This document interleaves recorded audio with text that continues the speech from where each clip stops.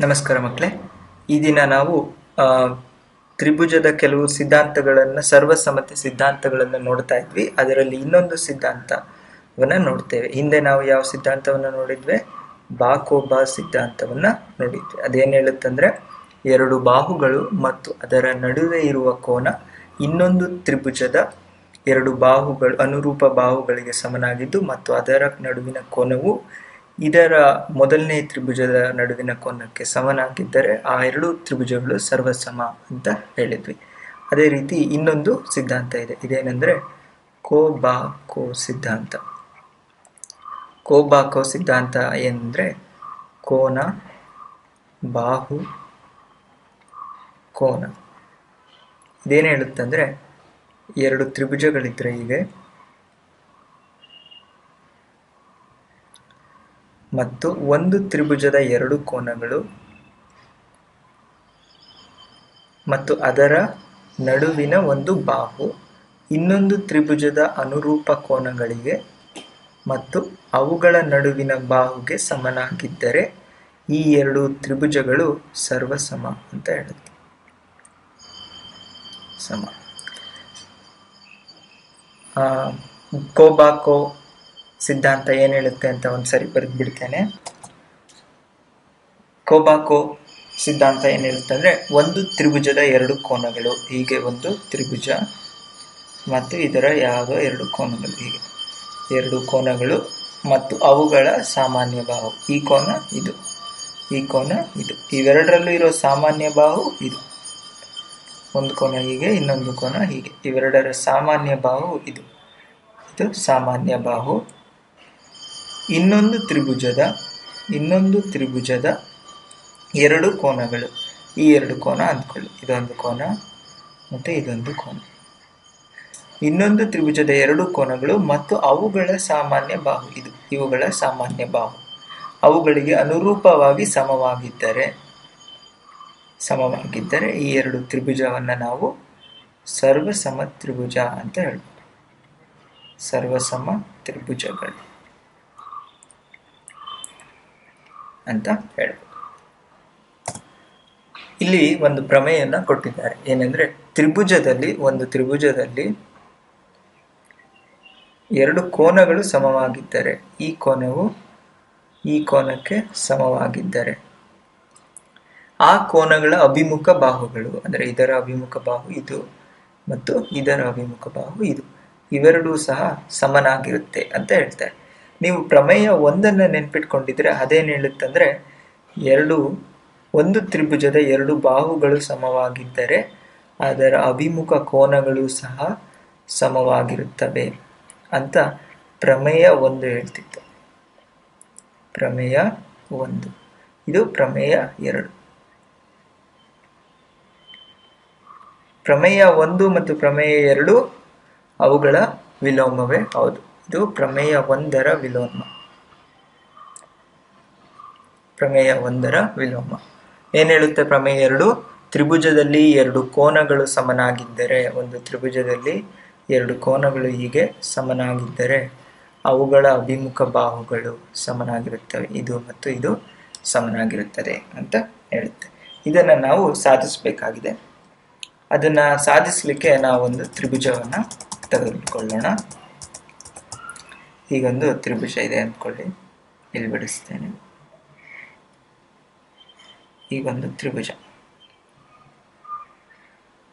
ಹೀಗೆ ಇದು 90 ಡಿಗ್ರಿ ಇರೋ ಹಾಗೆ ನಾನು ಇದೊಂದು ರೇಖೆಯನ್ನ ಎಳಿತೇನೆ. ಈ ತ್ರಿಭುಜವನ್ನು ನಾನು ABC ಮತ್ತು ಇದನ್ನು D ಅಂತ ಕರಿತೇನೆ. ಇಲ್ಲೇನು ಕೊಟ್ಟಿದ್ದಾರೆ? ಒಂದು ತ್ರಿಭುಜದಲ್ಲಿ ಎರಡು ಕೋನಗಳು ಸಮವಾಗಿದೆ, ಆ ಕೋನಗಳನ್ನು ನಾನು B ಮತ್ತು C ಅಂತ ಕರಿತೇನೆ. ಅದು ಸಮನಾದ ಕೋನಗಳು. ಮತ್ತು ಇದನ್ನ ನಾನು ಏನನ್ನ ನಿರೂಪಿಸ್ಬೇಕಿಲ್ಲಿ ಅಂದ್ರೆ, ABಯು ACಗೆ ಸಮ ಅಂತ ನಿರೂಪಿಸಬೇಕು. ಅದಕ್ಕೆ ನಾನು ADC ತ್ರಿಭುಜವು ABD ತ್ರಿಭುಜಕ್ಕೆ ಸರ್ವಸಮ ಅಂತ ನಿರೂಪಿಸಿದ್ರೆ, ತ್ರಿಭುಜ ABDಯು ತ್ರಿಭುಜ AB ADCಗೆ ಸರ್ವಸಮ ಅಂತ ನಿರೂಪಿಸಿದ್ರೆ ನಾನು ABಯು ACಗೆ ಸಮ ಅಂದೇ ಅರ್ಥ. ಹೌದಲ್ವಾ? ಅದನ್ನು ನಿರೂಪಿಸಲಿಕ್ಕೆ ನಾನು ಯಾವುದಾದ್ರೂ ಸಿದ್ಧಾಂತಗಳನ್ನು ಸಹ ಉಪಯೋಗಿಸ್ಬೋದು. ನಾನು ಯಾವ ಸಿದ್ಧಾಂತನ ಉಪಯೋಗಿಸೋಣ? ಈಗಷ್ಟೇ ಕಲ್ತಿದ್ವಲ್ಲ ಕೋಬಾಕೋ ಸಿದ್ಧಾಂತ, ಅದನ್ನೇ ಉಪಯೋಗಿಸಿ ನಾವು ಇದನ್ನು ನಿರೂಪಿಸಲಿಕ್ಕೆ ಪ್ರಯತ್ನ ಮಾಡೋಣ.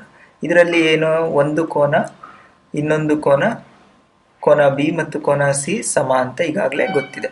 ಮತ್ತು ಇನ್ನೊಂದು ಉಭಯ ಸಾಮಾನ್ಯ ಬಾಹು ಇದೆ, ಅದ್ಯಾವುದು AD. ಅದನ್ನು ಇಲ್ಲಿ ಬರೆದ್ಬಿಡೋಣ.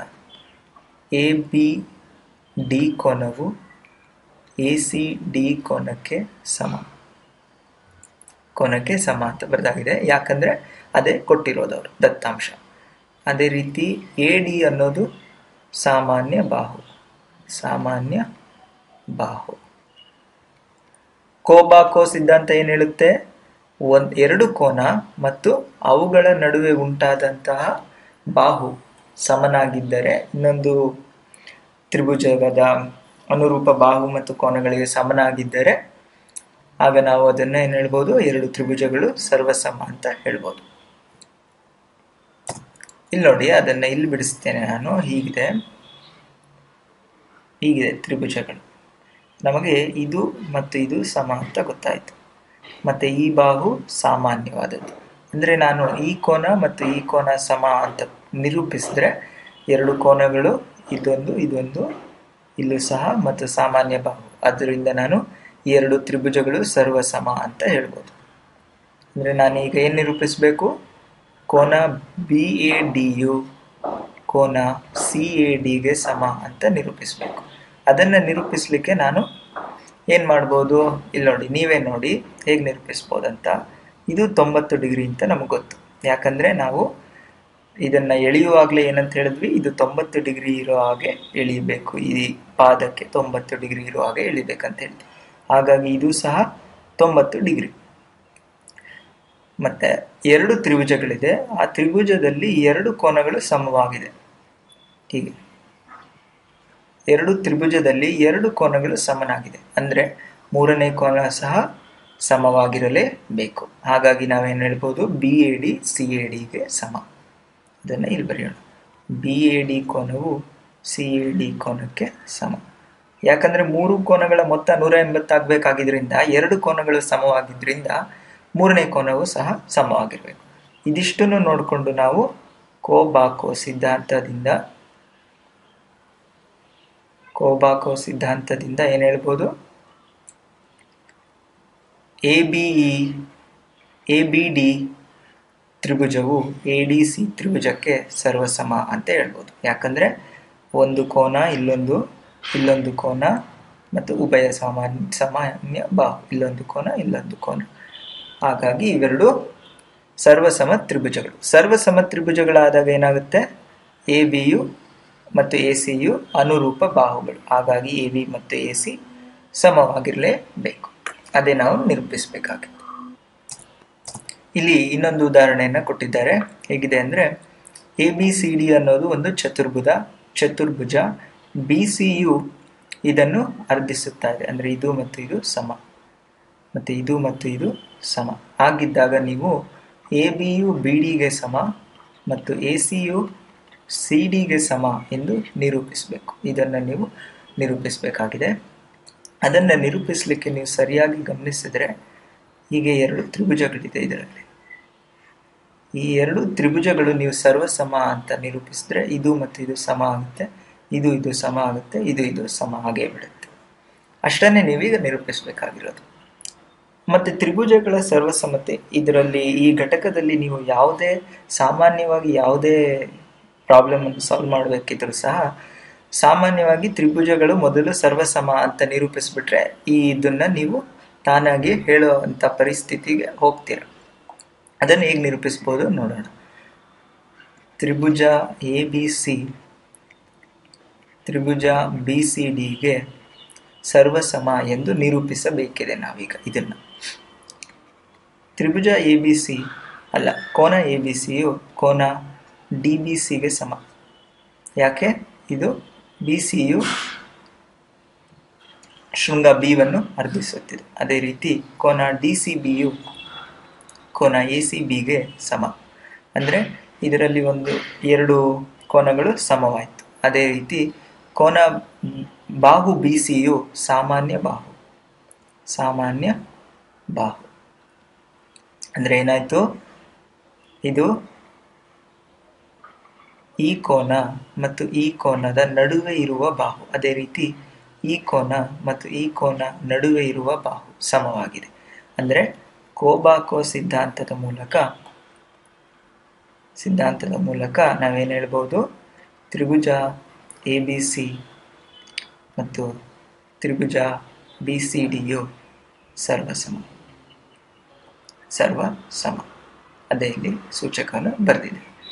ಅಂದರೆ ನಾವೇನು ಹೇಳ್ಬೋದು, ಎ ಬಿ ಯು ಬಿ ಡಿಗೆ ಸಮ, ಎ ಸಿ ಯು ಸಿ ಡಿಗೆ ಸಮ ಅಂತ ಹೇಳ್ಬೋದು. ಇಲ್ಲಿ ನೀವು ಇನ್ನೊಂದನ್ನು ಗಮನಿಸಬೇಕಾದ ವಿಷಯ ಏನಂದರೆ, ನಾನು A B C U B C ಡಿಗೆ ಸರ್ವಸಮ ಅಂತ ಬರೆದಿದ್ದೆ. ಇದು ಎಷ್ಟು ಸತ್ಯ? ನಾನು ನಿಮಗೆ ಮೊದಲೇ ಹೇಳಿದ್ದೆ, ಮೊದಲನೇ ದಿನವೇ. ಎ ಬಿ ಸಿ ತ್ರಿಭುಜವು ಬಿ ಸಿ ಡಿ ತ್ರಿಭುಜಕ್ಕೆ ಸರ್ವಸಮ ಎಂದರೆ ಇದರ ಅರ್ಥ ಎ ಬಿ ಯು ಬಿ ಸಿಗೆ ಸಮ, ಬಿ ಸಿ ಯು ಸಿ ಡಿಗೆ ಸಮವಾಗಿರಬೇಕು. ಆದರೆ ಇಲ್ಲಿ ಅದಾಗ್ತಾ ಇಲ್ಲ. ಎ ಬಿ ಯು ಯಾವುದಕ್ಕೆ ಸಮ ಇರೋದು? ಬಿ ಡಿಗೆ. ಅಂದರೆ ನಾನು ಇದನ್ನು ಹೇಗೆ ಬರಿಬೇಕು, ತ್ರಿಭುಜ ಎ ಬಿ ಸಿಯು ತ್ರಿಭುಜ ಬಿ ಡಿ ಸಿಗೆ ಸರ್ವಸಮ, ಬಿ ಸಿ ಡಿಗೆ ಅಲ್ಲ, ತ್ರಿಭುಜ ಬಿ ಡಿ ಸಿಗೆ ಸರ್ವಸಮ. ಇದು ನಾನು ಮಾಡಿರೋ ತಪ್ಪು. ಇಲ್ಲಿ ನೀವು ಸಹ ಇದೇ ರೀತಿ ಮಾಡಬೇಡಿ. ಸ್ವಲ್ಪ ಯೋಚನೆ ಮಾಡಿಬಿಟ್ಟು ಸರ್ವಸಮವನ್ನು ಬರೆಯುವಾಗ ಸ್ವಲ್ಪ ಯೋಚನೆ ಮಾಡಿ ಬರೀರಿ. ಇಲ್ಲಿ ಇನ್ನೊಂದು ಪ್ರಶ್ನೆಯನ್ನು ಕೊಟ್ಟಿದ್ದಾರೆ. ಏನಂದರೆ, ಹೀಗೆ ಎರಡು ಸಮಾಂತರ ರೇಖೆಗಳಿದೆ. ಏನಿದು? ಪಿ ಕ್ಯೂ ಅಂತ ಅಂದ್ಕೊಳ್ಳಿ. ಇವೆರಡನ್ನು ಹೀಗೆ ಛೇದಿಸ್ತಾ ಇದೆ ಎರಡು ರೇಖೆಗಳು, ಎಲ್ ಮತ್ತು ಎಂ. ಇವು ಸಹ ಸಮಾಂತರ ರೇಖೆ. ಹಾಗಿದ್ದಾಗ ಇಲ್ಲಿ ತ್ರಿಭುಜಗಳು ರಚನೆ ಆಗಿದೆ, ಎ ಬಿ ಸಿ ಡಿ. ಈ ರಚನೆ ಆದ ತ್ರಿಭುಜಗಳು ಅದು ಯಾವುದು? ಎ ಬಿ ಸಿ ತ್ರಿಭುಜವು ಎ ಸಿ ಡಿ ತ್ರಿಭುಜಕ್ಕೆ, ಎ ಸಿ ಡಿ ಅಲ್ಲ ಕ್ಷಮಿಸಿ, ಸಿ ಡಿ ಎ ತ್ರಿಭುಜಕ್ಕೆ ಸರ್ವಸಮ ಎಂದು ನಿರೂಪಿಸಬೇಕಾಗಿದೆ. ಇಲ್ಲಿ ನೀವು ಇದು ತುಂಬ ಸುಲಭನೇ, ಸರಿಯಾಗಿ ಗಮನಿಸಿ. ಈ ಒಂದು ತ್ರಿಭುಜದಲ್ಲಿ ಮತ್ತು ಈ ತ್ರಿಭುಜದಲ್ಲಿ ಎ ಸಿಯು ಸಾಮಾನ್ಯ ಬಾಹು, ಎ ಸಿ ಸಾಮಾನ್ಯ ಬಾಹು ಮತ್ತು ಕೋನ ಡಿ ಎ ಸಿಯು ಕೋನ ಎ ಸಿ ಬಿಗೆ ಸಮ. ಯಾಕೆ ಅಂತ ನೀವು ನನಗೆ ಹೇಳಬೇಕು. ಕೋನ ಡಿ ಎ ಸಿಯು ಕೋನ ಎ ಸಿ ಬಿಗೆ ಸಮ. ಯಾಕೆ ಹೇಳಿ? ಅವೆರಡೂ ಸಹ ಪರ್ಯಾಯ ಕೋನಗಳು. ಪರ್ಯಾಯ ಕೋನಗಳು ಅಂದರೆ ಏನಂತ ನೆನಪಿದೆಯಾ? ಈಗ ಎರಡು ಸಮಾಂತರ ರೇಖೆಗಳಿದ್ರೆ ಅದನ್ನು ಒಂದು ಗೆರೆ ಅದನ್ನು ಛೇದಿಸ್ತಾ ಇದ್ರೆ ಪರ್ಯಾಯ ಕೋನಗಳು ಇವಾಗಿರುತ್ತೆ. ಇದು ಮತ್ತು ಇದು ಅವೆರಡು ಸಮವಾಗಿರುತ್ತೆ ಅನ್ನೋದನ್ನು ನಾವು ಕಲ್ತಿದ್ದೇವೆ. ಅದೇ ರೀತಿ ಇಲ್ಲಿ ಇನ್ನೊಂದು ಪರ್ಯಾಯ ಕೋನ, ಇನ್ನೊಂದು ಜೊತೆಯಾದ ಪರ್ಯಾಯ ಕೋನಗಳಿದೆ. ಯಾವುದದು? ಇದು. ಇದರಲ್ಲಿ ನೀವು ತಗೊಂಡ್ರೆ ಇದು ಮತ್ತು ಇದು. ಅದು ಹೇಗಿದೆ ಅಂದರೆ ಇಲ್ಲಿ ಬರೀತೇನೆ ನೋಡಿ, ಹೀಗಿದೆ, ಹೀಗಲ್ಲ, ಹೀಗಿದೆ. ಅದರಲ್ಲಿ ಇದು ಮತ್ತು ಈ ಕೋನ ಪರ್ಯಾಯ ಕೋನಗಳಾಗಿರುತ್ತೆ. ಅವೆರಡೂ ಸಹ ಸಮ. ಅಂದರೆ ಯಾವ ಕೋನಗಳು? ಕೋನ ಬಿ ಎ ಸಿ ಮತ್ತು ಕೋನ ಎ ಸಿ ಡಿ ಸಹ ಪರ್ಯಾಯ ಕೋನಗಳು. ಅಂದರೆ ಇವೆರಡರ ನಡುವಿನ ಬಾಹು ಯಾವುದು? A C. ಅದು ಸಮ ಅಂತ ನಾವಿಲ್ಲಿ ಹೇಳಿದ್ದೆ. ಹಾಗಾಗಿ ಕೋಬಾಕೋ ಸಿದ್ಧಾಂತದಿಂದ ನಾವು ಎ ಬಿ ಸಿ ಯು ಸಿ ಡಿ ಎಗೆ ಸರ್ವಸಮ ಅಂತ